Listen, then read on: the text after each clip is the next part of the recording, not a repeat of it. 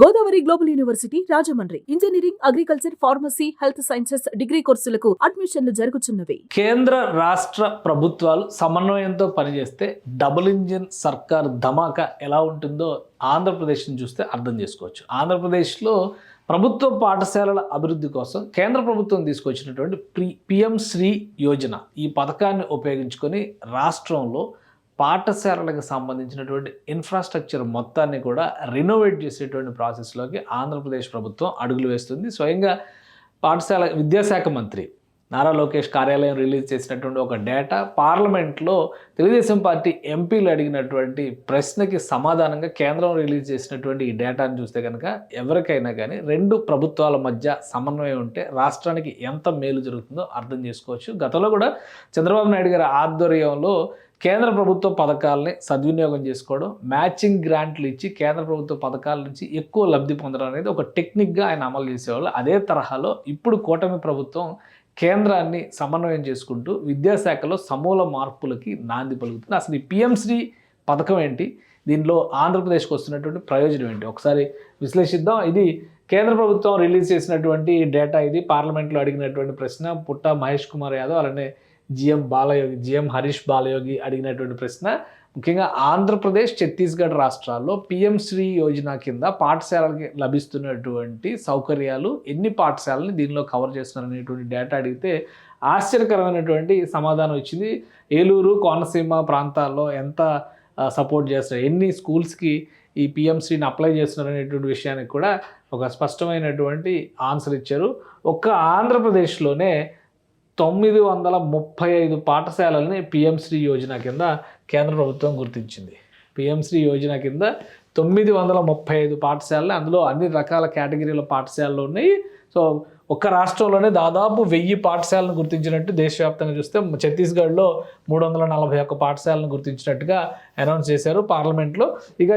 ఇక్కడ జరిగినటువంటి డిస్కషన్లో కనుక ఆ లిస్టులో కనుక ఒకసారి మనం చూస్తే ఇంకా చాలా అంశాలు ఉన్నాయి. మ్యాచింగ్ గ్రాంట్ ఇవ్వడం కానీ, కేంద్ర ప్రభుత్వ వాటా కింద ఇచ్చేటువంటి కానీ 2023-2025 మధ్యకాలాన్ని పోల్చి చూసినప్పుడు ఈ స్కీమ్ని 2022లో కేంద్ర ప్రభుత్వం అమల్లోకి తీసుకొచ్చింది. ఎందుకంటే దేశవ్యాప్తంగా ఉన్నటువంటి ఎడ్యుకేషన్ ఇన్ఫ్రాస్ట్రక్చర్ని అప్గ్రేడ్ చేయడము, కొత్తగా వస్తున్నటువంటి మోడర్న్ టీచింగ్ టెక్నిక్స్ని విద్యార్థులకి, పాఠశాలల్లో పనిచేసేటువంటి సిబ్బందికి కూడా అందుబాటులోకి తీసుకురావడం దీని ప్రధానమైనటువంటి లక్ష్యం.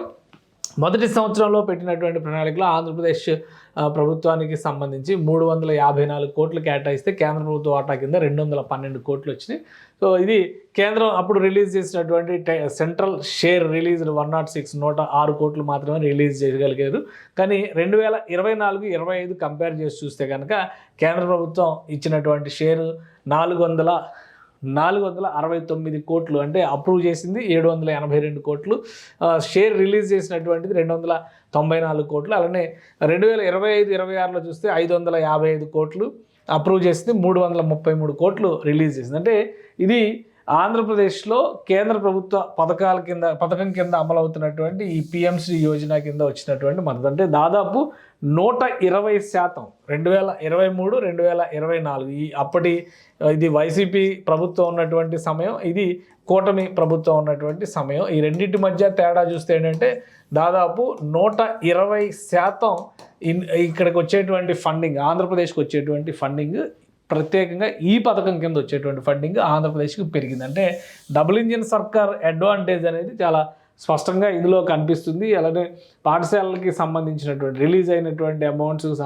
సంబంధించి పర్సంటేజ్ డేటా కూడా ఇందులో ఇచ్చారు. మొత్తం ఒక ఏలూరు, కోనసీమ జిల్లాల్లోనే 65 పాఠశాలల్ని దీని కింద గుర్తించారు ఈ పిఎం శ్రీ యోజన కింద. అసలు ఈ పిఎం శ్రీ యోజన అంటే ఏంటో ఒకసారి అది కూడా మనం చూద్దాం. ఇది పూర్తిగా పిఎం శ్రీ యోజన పథకాన్ని మొత్తం దేశవ్యాప్తంగా ఉన్నటువంటి పాఠశాలలన్నిటినీ కూడా రినోవేట్ చేయడమే ఒక సంకల్పంగా కేంద్ర ప్రభుత్వం తీసుకొచ్చింది.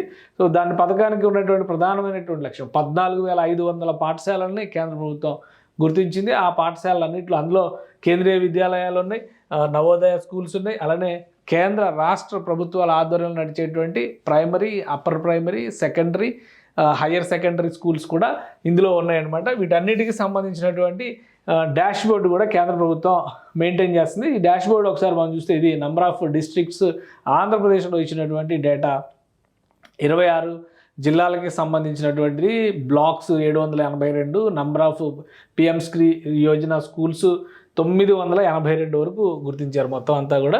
సో ఇవన్నీ ఆంధ్రప్రదేశ్కి సంబంధించినటువంటి డేటా. ఇందులో ఒకసారి మనం గమనించి చూస్తే పిఎంశ్రీ స్కూల్స్ 982 ఉంటే primary schools, upper primary schools, secondary schools, higher secondary schools, కేంద్రీయ విద్యాలయాలు, నవోదయ స్కూల్స్. సో మొత్తం కలిపి ఆంధ్రప్రదేశ్లో ఇస్తున్నటువంటి సపోర్టు ఈ పాఠశాలలన్నిటికీ కూడా, అలా ప్రతి రాష్ట్రానికి కూడా కేంద్ర ప్రభుత్వం ఇస్తూనే వస్తుంది. తెలంగాణలో చూస్తే 932 స్కూల్స్ ఉన్నాయి, ఆంధ్రప్రదేశ్లో ఇన్ని స్కూల్స్ కనిపిస్తుంది. అలానే ఆ విజన్ కానీ దాని మిషన్ కానీ ఒకటే లక్ష్యం, మోడర్న్ ఎడ్యుకేషన్ని మన విద్యార్థులకి తెలుగు అనే కాదు అన్ని దేశంలో ఉన్నటువంటి అన్ని పాఠశాలలోని విద్యార్థులకి, భారతీయ విద్యార్థులకి అందుబాటులోకి తీసుకురావాలి. రాబోయేటువంటి టెక్నాలజీస్కి అనుగుణంగా విద్యాబోధన జరగాలనేది దీని సంకల్పం. మొత్తం మీద రాష్ట్ర ప్రభుత్వం డబుల్ ఇంజిన్ సర్కార్ ప్రయోజనాలు పొందేటువంటి క్రమంలో 120% అడ్వాంటేజ్ గత ఏడాదితో పోలిస్తే ఈసారి దక్కించుకుంది. అలానే పాఠశాలను రినోవేట్ చేసేటువంటి కార్యక్రమం కూడా ఆంధ్రప్రదేశ్లో శరవేగంగా సాగుతోంది. కేంద్రం ఇచ్చేటువంటి ఫండ్స్ కావచ్చు, రాష్ట్ర ప్రభుత్వం ప్రత్యేకమైనటువంటి చొరవ తీసుకుని విద్యా వ్యవస్థను సంస్కరించేటువంటి పనిలో పూర్తి స్థాయిలో నిమగ్నమైంది. అందులో భాగంగానే ఆంధ్రప్రదేశ్లో విద్యారంగంలో సమూల మార్పులు జరుగుతున్నాయి. పిఎంశ్రీ యోజన కూడా దానికి ఉపయోగపడే విధంగా రాష్ట్ర ప్రభుత్వం అద్భుతమైనటువంటి ఫలితాలు సాధించాలి అనేటువంటి ఒక ఆలోచనతో ఈ పథకాలన్నింటినీ కూడా ఒక కాంబినేషన్గా మలుచుకునేటువంటి ప్రయత్నాలు చేస్తోంది. సుమన్ టీవీలో మీ పర్సనల్ అండ్ బిజినెస్ ప్రమోషన్స్ కోసం కింది నెంబర్కి కాంటాక్ట్ చేయండి.